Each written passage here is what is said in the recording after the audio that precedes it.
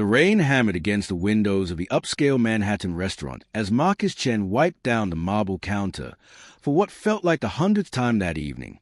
His shoulders ached from the double shift, but he couldn't afford to slow down. The medical bills from his daughter's surgery were piling up faster than he could earn money, and every tip mattered.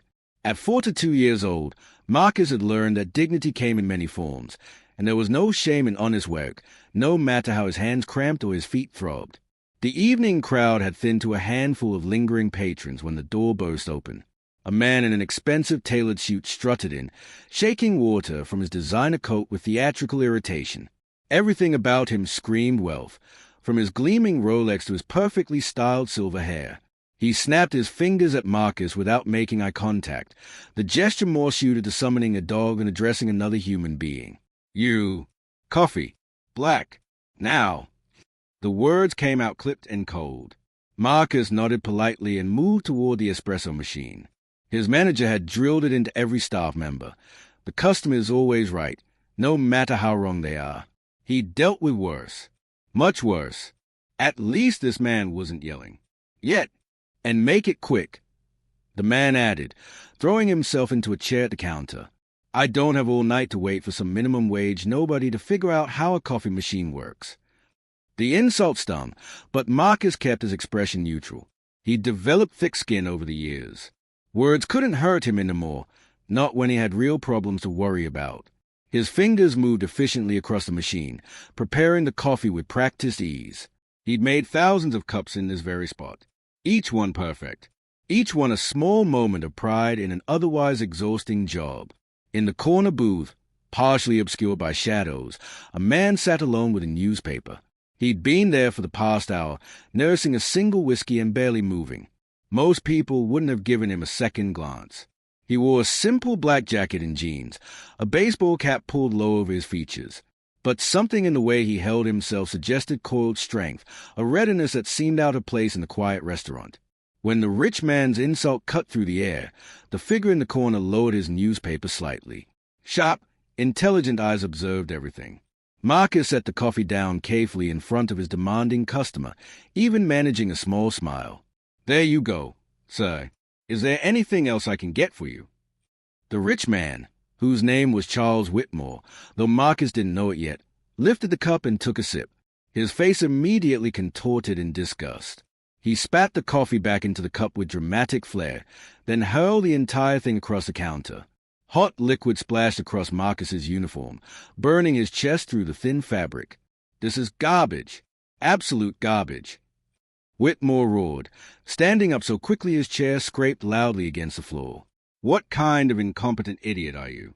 Can't even make a simple cup of coffee? This is exactly why people like you will never amount to anything." Marcus stood frozen, hot coffee dripping down his shirt, feeling the eyes of every remaining patron turn toward them. His face burned with humiliation. He wanted to respond, wanted to defend himself, but the words stuck in his throat.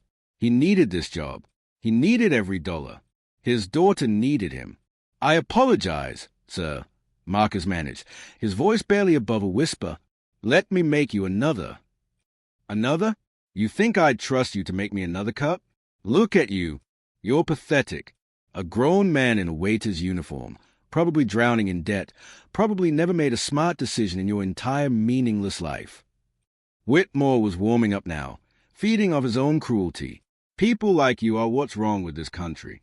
No ambition, no intelligence, just taking up space and expecting handouts."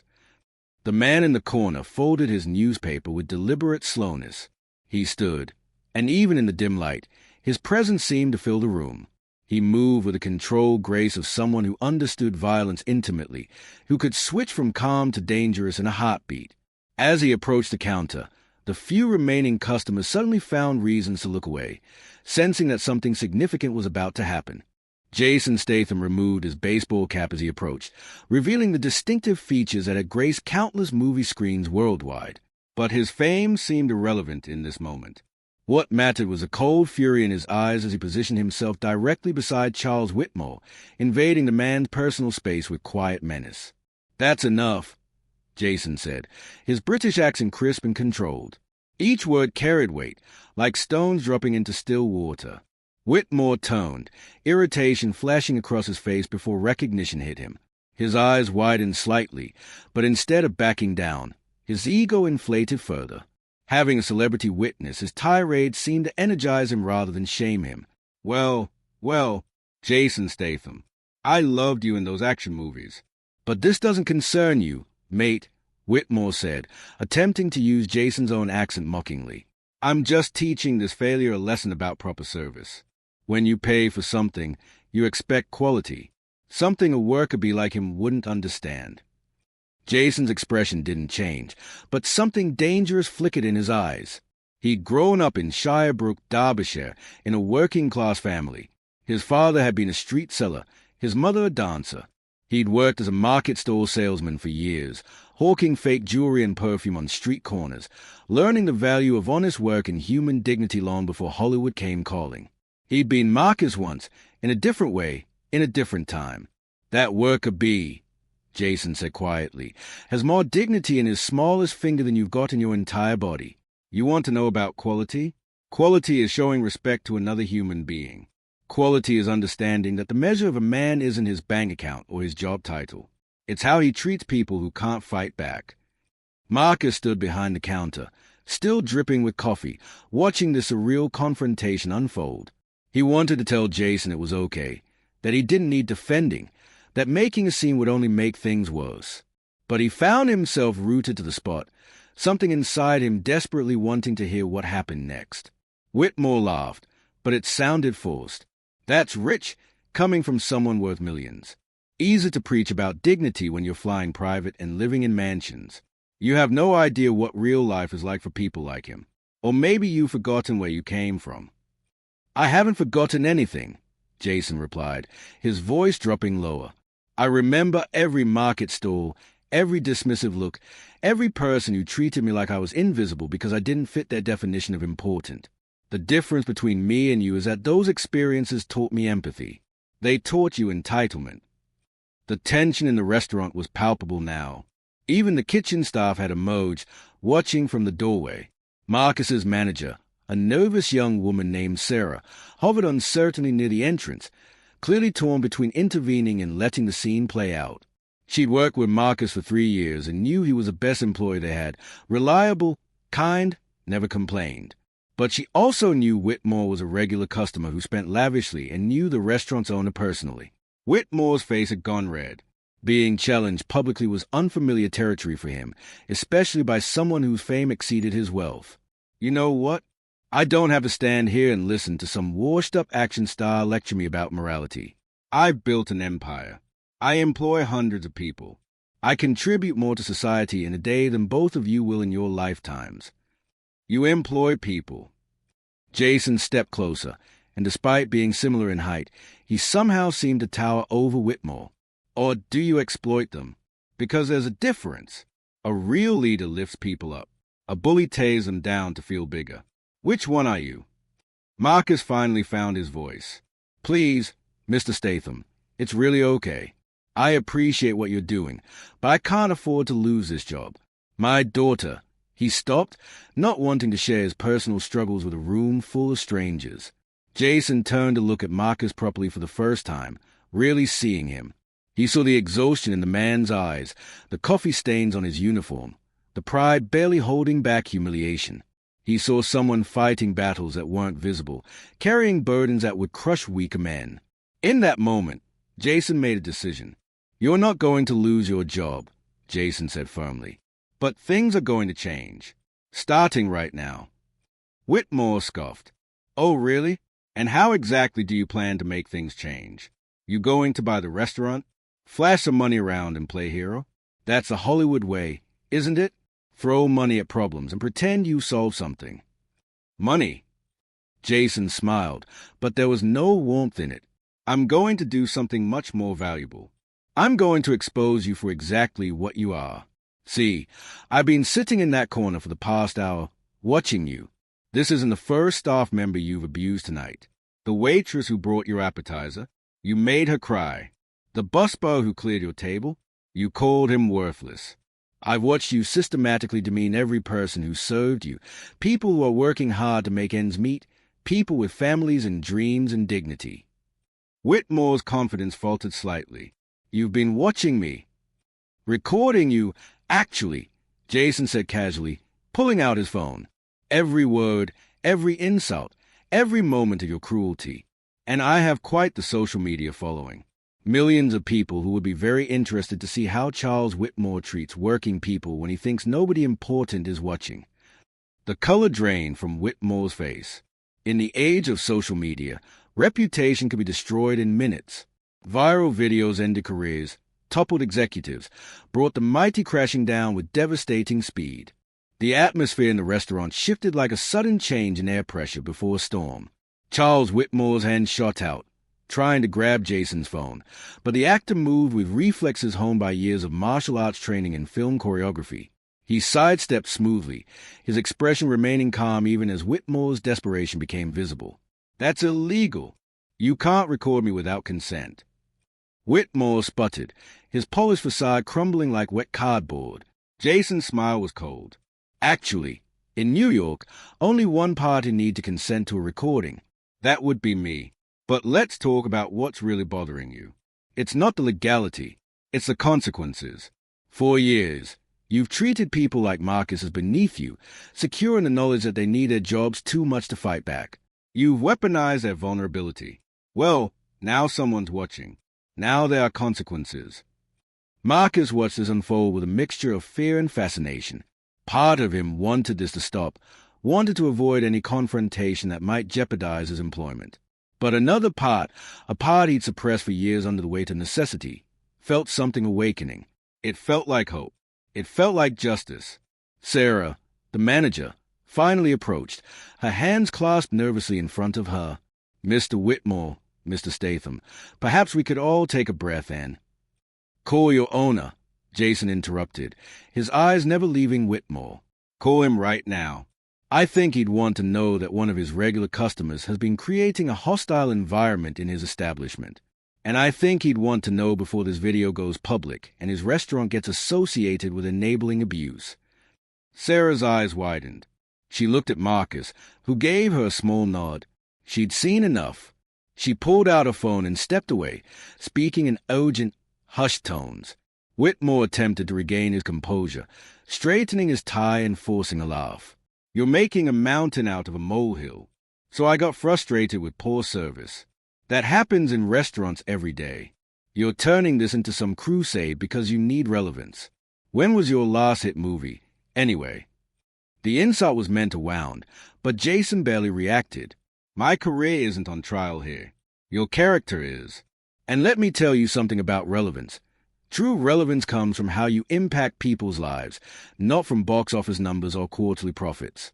That man behind the counter," he gestured to Marcus, "has shown more strength and grace in the last 10 minutes than you've shown in your entire life." Marcus felt his throat tighten with emotion.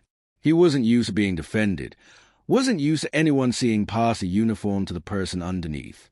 For so many years, he'd been invisible, a function, not a human being. People looked through him while he poured their coffee, cleared their plates, nodded at their complaints. He'd accepted this as a price of survival. But standing here now, with Jason Statham refusing to let that invisibility continue, something inside Marcus began to crack open. The restaurant door opened, and the owner, David Chen, no relation to Marcus despite the shared surname, rushed in. He was a Chinese-American man in his 60s, breathing hard from having clearly rushed over. His eyes swept the scene, taking in the coffee-stained Marcus, the agitated Whitmore, and the composed Jason Statham. "What's going on here?" David demanded. "Sarah called me saying there was an emergency." Before anyone else could speak, Whitmore launched into his version of events. "David, thank God you're here. Your employee completely botched my coffee order, and when I complained, this actor started harassing me. He has been recording me without permission, threatening to damage my reputation over a simple customer complaint. I've been coming to your restaurant for 5 years, spending thousands of dollars, and this is how I'm treated." David looked troubled. Whitmore was indeed a valued customer, and the restaurant business operated on thin margins. Losing a big spender could hurt. But David had also employed Marcus for years and knew him to be reliable and professional. Jason spoke before David could respond. Mr. Chen, I'd like you to watch something before you make any decisions. He held up his phone. This is from the last hour. I think you'll find it educational. For the next several minutes, the restaurant was silent except for the audio from Jason's phone. David's expression transformed as he watched, from concern to discomfort to outright anger. The video showed Whitmore berating the young waitress until tears filled her eyes, snapping at the busboy with slurs that made everyone wince, and finally the coffee incident with Marcus. The recording captured everything: the thrown cup, the vicious insults, the systematic dehumanization. When it ended, David looked at Whitmore with unconcealed disgust. 5 years, he said quietly. 5 years you've been coming here, and I never knew. I never saw this side of you. Whitmore tried one last time. David, you have to understand. I understand perfectly. David cut him off. You're no longer welcome in my establishment. Ever. And Marcus. He turned to his employee. Take the rest of the night off. Paid. Actually, take the whole weekend. Paid. I'm sorry I didn't see this sooner. Marcus felt lightheaded. He'd expected to be fired, expected to be sacrificed on the altar of customer satisfaction. Instead, he was being validated, protected. His voice came out rough with emotion. Thank you, sir. Whitmore's face cycled through several shades of red and purple. You're choosing a dishwasher over a customer who spends $50,000 a year here? Are you insane? I know the owners of half the restaurants in the city. I'll make sure everyone knows what happened here tonight. Please do, David replied calmly. Tell them how you abused my staff until a decent man stood up to you. Tell them how you thought money gave you permission to treat people like garbage. I'm sure that story will work out great for you. Jason finally pocketed his phone. You're free to leave now, Mr. Whitmore, unless you'd like to apologize to Marcus and the other staff members you've hurt tonight. The question hung in the air like a challenge. Everyone in the restaurant, the remaining customers, the kitchen staff clustered in the doorway, Sarah the manager, even the elderly dishwasher who'd emerged to see what the commotion was about, all eyes fixed on Charles Whitmore, waiting to see if any shred of decency existed beneath his expensive suit. Whitmore's jaw clenched. His eyes darted around the room, seeing judgment reflected back at him from every face. For a man who'd built his identity on dominance and superiority, this moment of public defeat was unbearable. The word sorry wouldn't form on his lips. It couldn't. Apologizing would mean admitting he was wrong, admitting that these people mattered, admitting that his worldview was fundamentally flawed. I have nothing to apologize for, he said finally, his voice tight. I expect quality service. That's not a crime. You're right, Jason said softly.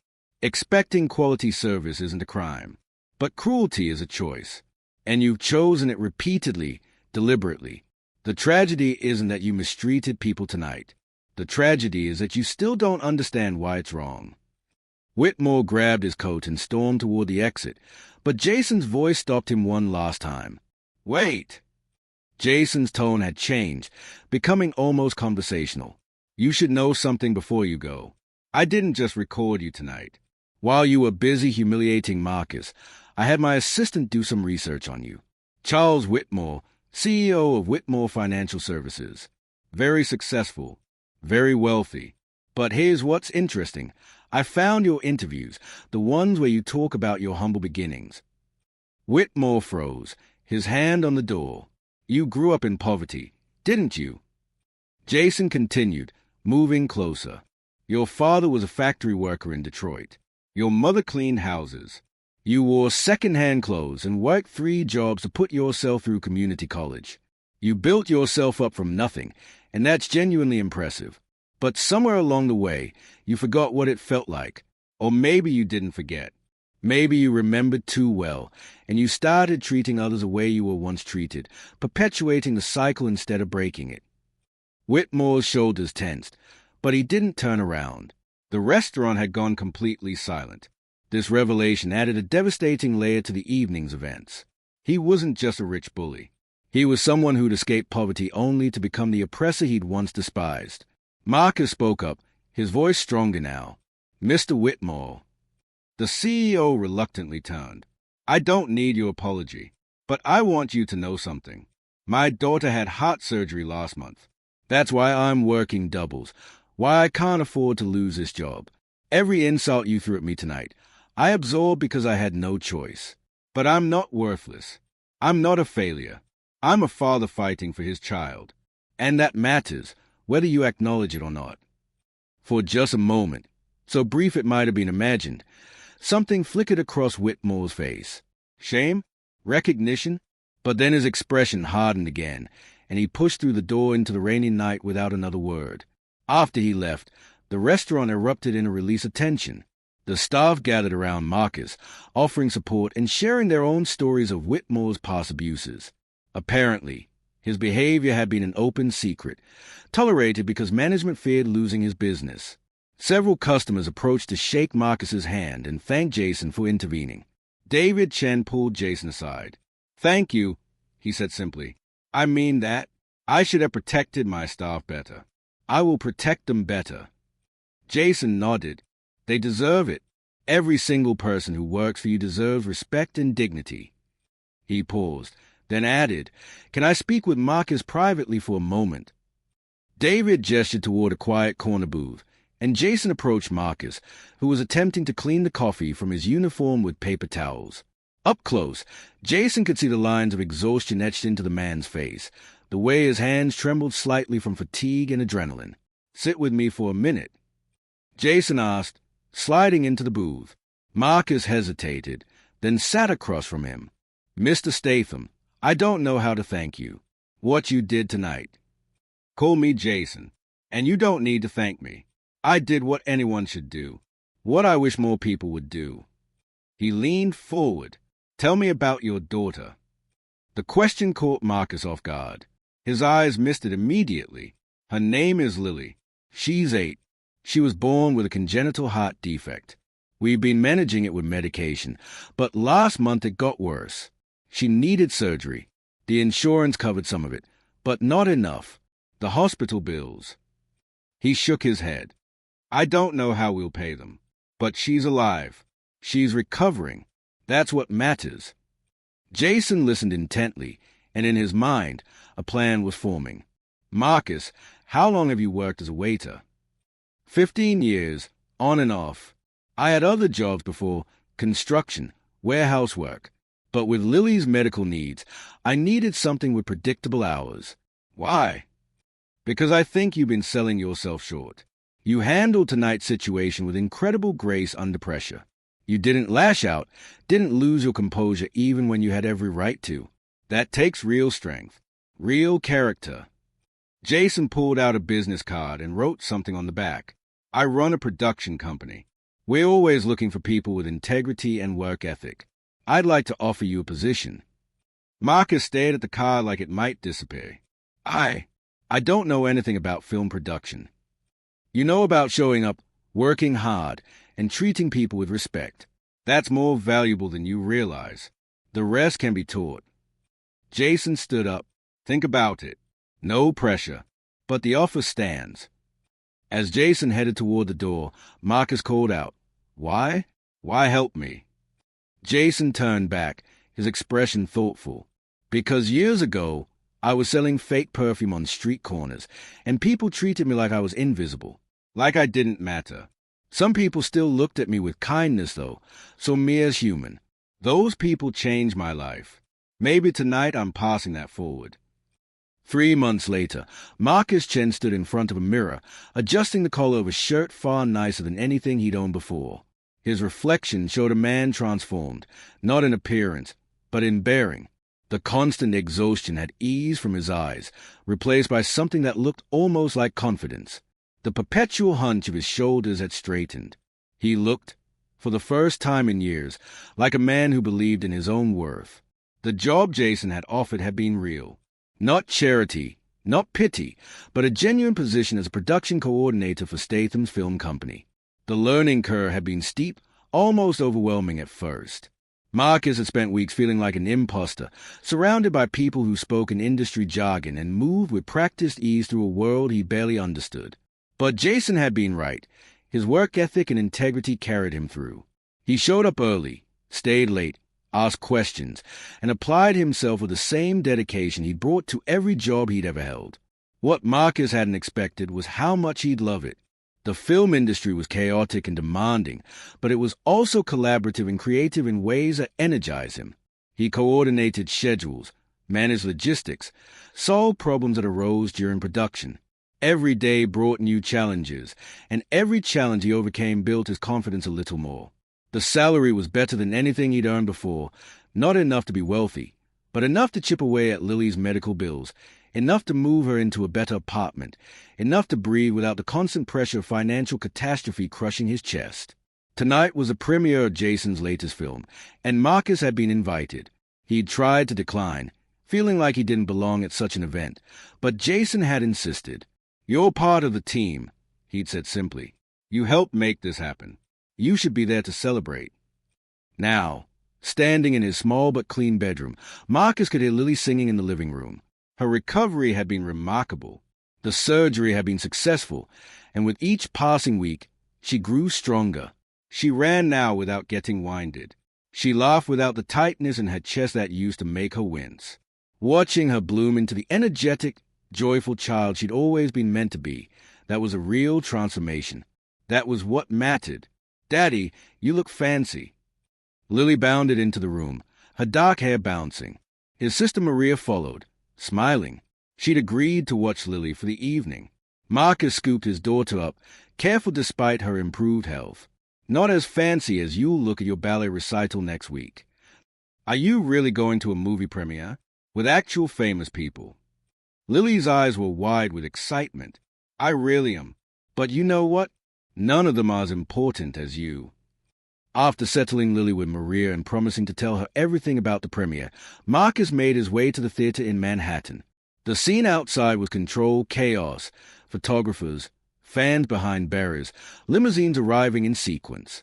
Marcus felt completely out of his element, but a production assistant he recognized spotted him and waved him through. Inside the theater lobby, the atmosphere was electric. Industry professionals mingled with celebrities, everyone dressed in their finest. Marcus spotted Jason across the room, surrounded by a small crowd, and began to make his way over. But before he could reach him, someone stepped into his path.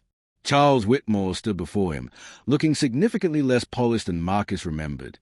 The man's expensive suit couldn't hide the tension in his face, the weight that seemed to press down on his shoulders. For a long moment, they simply stared at each other. "Marcus," Whitmore said finally, "I hoped I'd see you here." Marcus's first instinct was to walk away, but something in Whitmore's posture, a humility that hadn't been there before, made him pause. "Mr. Whitmore, I owe you an apology. A real one, not the kind I should have given that night but was too proud to offer." Whitmore's voice was quiet, meant only for Marcus's ears. "What happened in that restaurant? It went viral, just like Statham promised. Within days, my business partners saw it.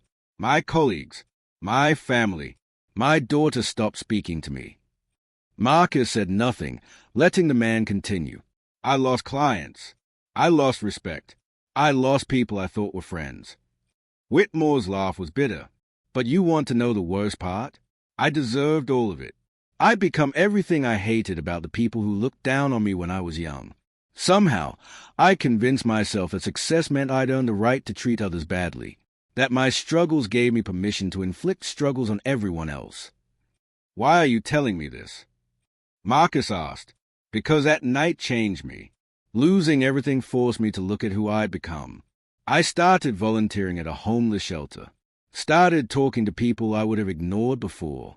Started therapy to figure out why I turned into such a—" He paused. "Such a monster. And I realized that I owed you more than just an apology. I owed you acknowledgement. You showed me grace that night, even when I didn't deserve it. You could have cursed me out, could have escalated things, but you maintained your dignity. That taught me more than any business seminar I ever did." Marcus studied Whitmore's face, looking for signs of insincerity, but found none. The man before him seemed genuinely transformed, humbled by consequences that had finally caught up with him. "I accept your apology," Marcus said quietly, "and I hope you continue the work you're doing on yourself. But you should know, I didn't show you grace that night because I'm some saint. I showed it because I had no other choice. My daughter needed me to keep my job. If I'd had the freedom to respond honestly, I would have told you exactly what I thought of you." Whitmore nodded. "That's fair. More than fair. But," Marcus continued, "the fact that you're here now, trying to make amends, that says something. Change is possible. For anyone. Even for people who've hurt others." They stood in awkward silence for a moment before Whitmore extended his hand. Marcus hesitated, then shook it firmly. "I won't take up any more of your time," Whitmore said. "I just needed you to know. Needed you to hear it from me." As Whitmore walked away, Jason appeared at Marcus's side. "Everything okay? I saw you talking to him." Marcus nodded slowly. "Yeah, I think it is. He apologized. Really apologized." "Do you believe him?" Marcus considered the question. "I think so. And even if his transformation isn't complete, the fact that his trying matters. Pain can make people better or bitter. Maybe his choosing better." Jason smiled. "You're a good man, Marcus. Better than most." "I'm just a guy trying to take care of his daughter and do right by people. Same as I've always been." "Exactly," Jason said. "That's what makes you good. It's not about grand gestures or dramatic changes. It's about consistency. Showing up every day and choosing kindness, even when it's hard. Especially when it's hard." The lights flickered, signaling the premiere was about to begin. As they moved toward the theater, Jason added, "By the way, I wanted to tell you before the film starts, we're expanding the company. Opening a new division focused on behind-the-scenes documentaries about people who do extraordinary work in ordinary circumstances. I'd like you to help lead it. Interested?" Marcus stopped walking, stunned. "Lead it?" "Jason, I've only been doing this for 3 months. And you've proven yourself every single day. You understand something that film school can't teach, what real life looks like, what dignity means, what stories deserve to be told. That's more valuable than years of experience." Marcus felt his eyes burning. 6 months ago, he'd been invisible, a coffee-stained waiter absorbing insults because he had no choice. Now he was being offered the chance to tell stories, to shine light on people like him, people who worked hard in the shadows, whose contributions were overlooked, whose humanity was dismissed. "I'm interested," he managed. "Definitely interested." As they took their seats at the premiere, Marcus thought about the strange path his life had taken. One terrible night, one act of cruelty, one celebrity choosing to intervene. Such small moments, but they'd redirected everything. He thought about Whitmore, too, wondering if the man's transformation would stick, hoping it would. Because if change was possible for someone who'd fallen so far into cruelty, then hope existed for everyone. The lights dimmed. The film began. And Marcus Chen, once invisible, now seen, settled in to watch a story unfold on screen while already planning the stories he would tell.